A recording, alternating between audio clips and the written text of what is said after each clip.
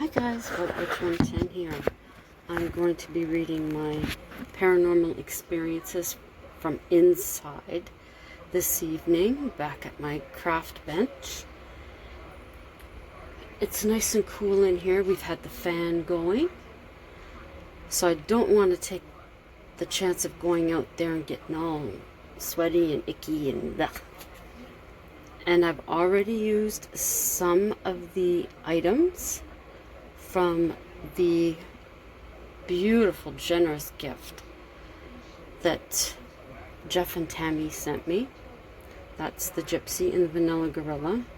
The long strips of paper, I've already used some of them on my cards, as well as using the fancy cutting scissors, and also the smaller paper that was on the pad that had the perforations. I've used some of those as well. What I've been doing, so I started this yesterday, is just decorating with paper some of the cards that I've started. Tonight I've also put some wording on them. Now I just have to get the pretty stuff on it. So that'll be a bit later. But tonight we're going to continue with my paranormal experiences. And I'm going to be speaking about Ottawa and public places. My first time on the haunted walk of Ottawa with my wonderful husband, I had an experience. When walking up the steps of the old jail, now hostel, the perception of myself changed. I could see myself dressed in Victorian clothing, holding a bucket containing food. I was there to visit a man, and that was all I sensed. Once at the doorway, that vision left as sudden as it came. Toward the end of the hostel tour, we proceeded outside to the area where the bodies would drop from the gallows. A feeling came over me that someone had been buried under the cement slab we were standing on. The guide began her stories of school children having bleeding noses after making fun of John Whalen, the man who killed D'Arcy McGee, Member of Parliament and one of the founding fathers of Canada. To my amazement, she said what I had just felt, that Mr. Whalen proclaimed that no grass would grow where his body was buried. Most people believe the cement pad we stood on is where the body had been laid to rest, but no one is sure. We had friends visiting us, so we took them on the original walk of Ottawa, which is all outside. Under the bridge over the canal, my husband's camera began to act up, then not work at all. Frustrated, we moved from under the bridge, and it began to work again.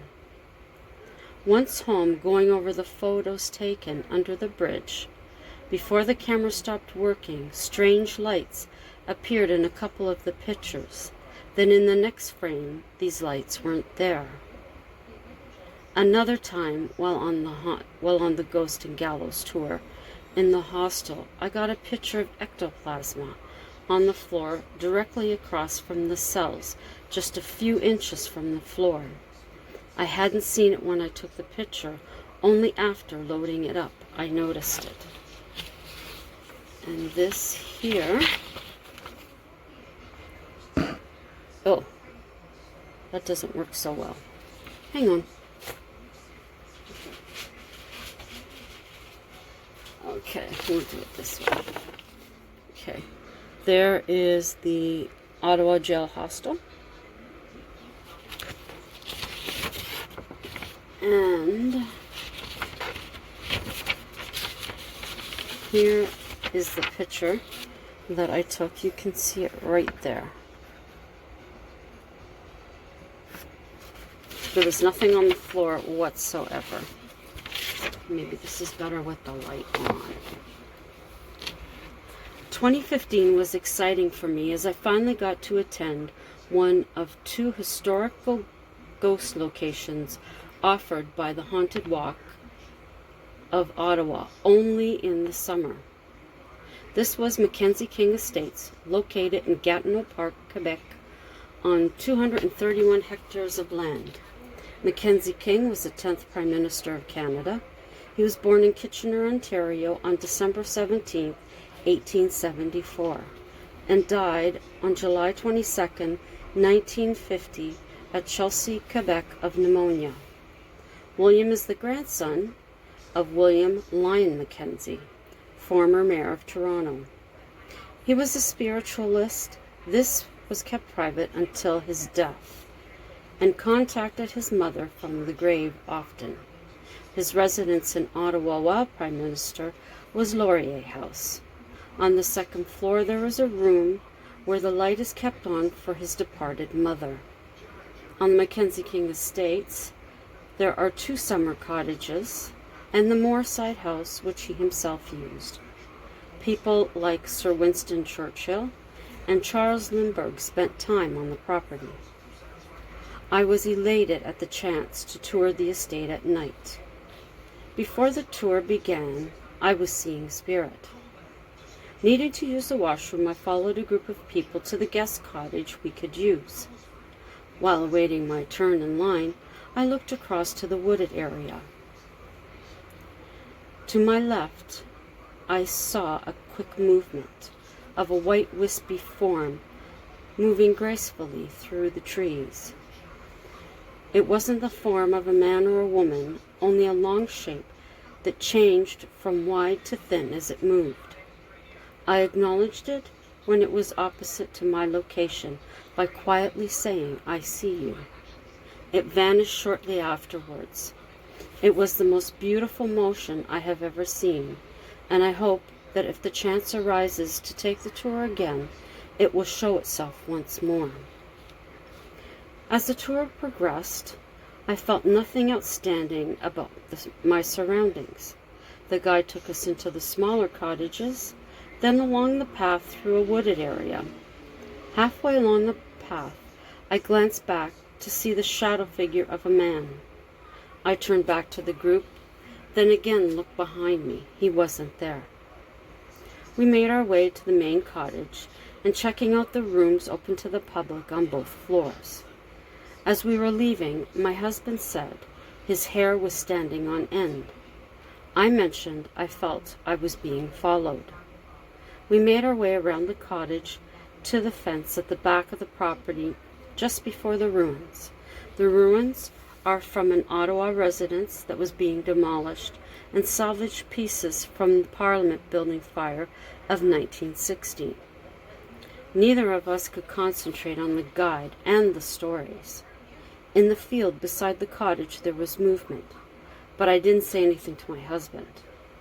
He stepped forward, and at that point I asked if he was seeing something. He replied yes, and I told him I seen them too. I myself could see white outlines of people enjoying themselves, playing some type of game like badminton.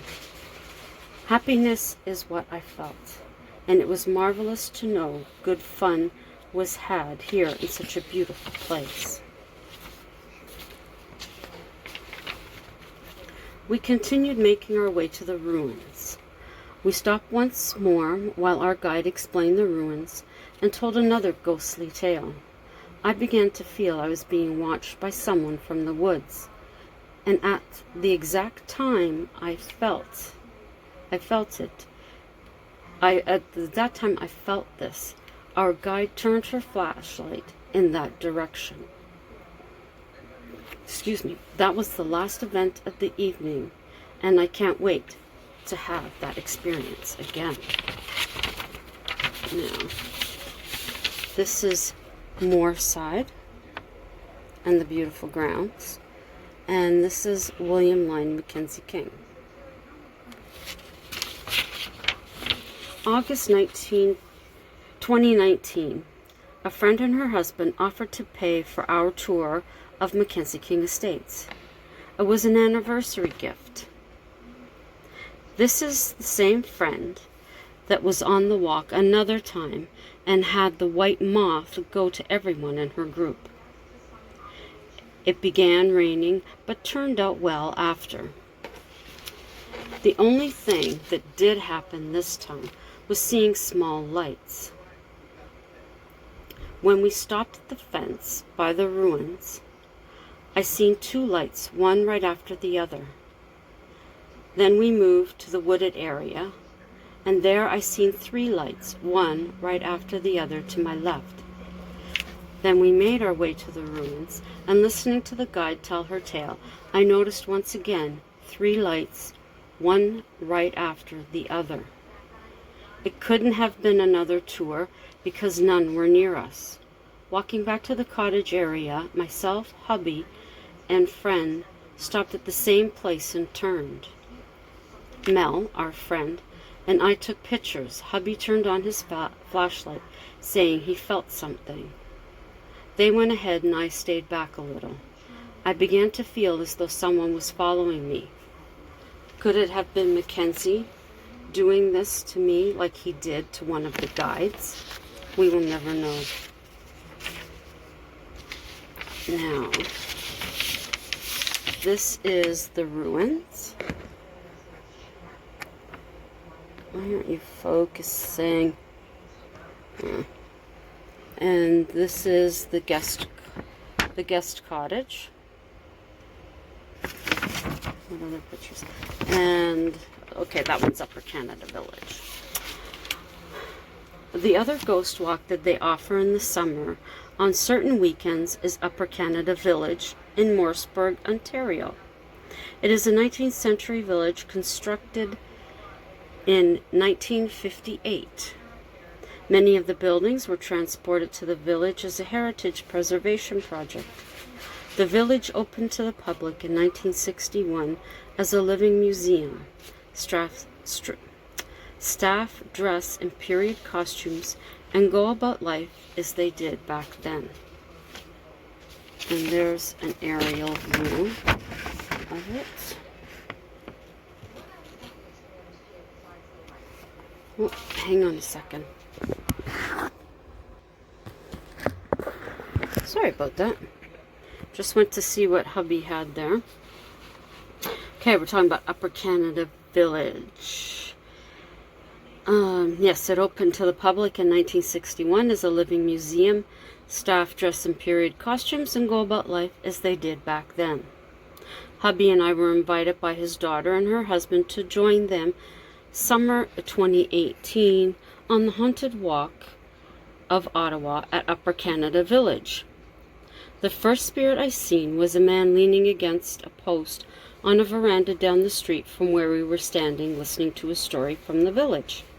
He continued to curiously watch our group as we approached the house next to him. The veranda he was standing on was that of Willard's Hotel, established in 1860s. I could still sense him when the tour stopped at the side of his hotel. There have been reports of Mr. Willard being seen in the upper window of the hotel. Moving past the building, unfortunately, I could no longer feel his presence there. I supposed he moved on inside. And this is the photo of Willard's Hotel. I don't know why this isn't showing as nice as it should, but we walked further along within the village and I began to hear, "The children are excited. The children are excited." Unknown to me, our next stop around the corner was the schoolhouse. Now what I had heard made total sense. Once inside the school, our guide told stories regarding experiences within the structure. I, however, could not fully concentrate on her because I kept seeing figures by the windows looking in. There was no one outside. Tours are kept a good distance from each other. I took them to be children peering in, interested about us and what we were doing in their school. And there's the schoolhouse. Walking along from the school, I noticed a black figure standing on the road in front of another building. In the fields behind a fence, I could sense people looking at us, standing beside a plow. The only person besides our tour at this location was a security guard in a white shirt that we passed. The next spirit was at the Providence Chapel across from the blacksmith's shop. This shadow figure was standing outside the building. Stepping into the chapel, I got the overwhelming feeling that I should not enter. No, that I should either sit in the back row or not be inside at all. I ended up sitting midway within the congregation and continued to feel uncomfortable. I found myself looking toward the back wall, expecting to see the figure, but it never appeared inside. It was a relief to finally exit the building. And there is, whoops, and here's the picture of the chapel.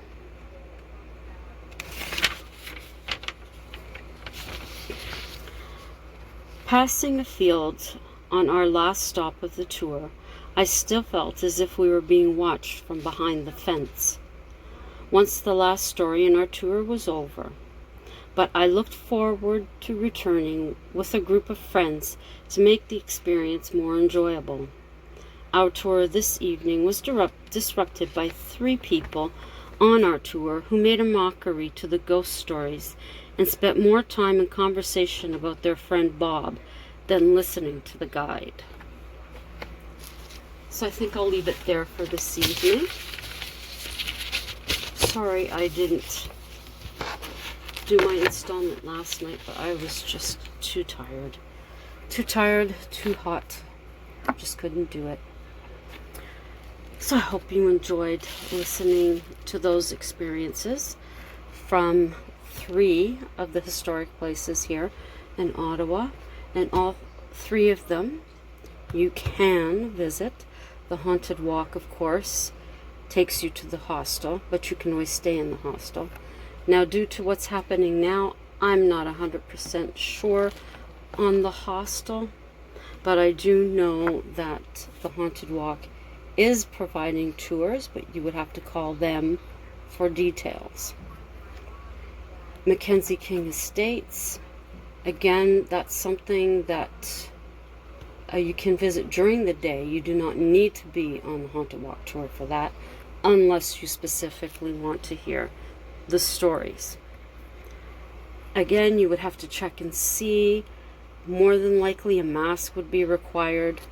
The same goes for Upper Canada Village. I know they are open to the public, but you have to book your tickets online.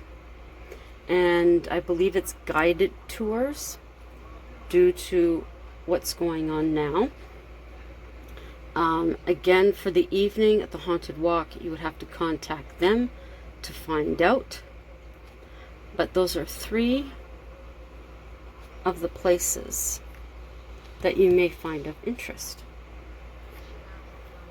Thank you to my YouTube family, my subscribers, for coming by to hear the continuation of my true paranormal experiences.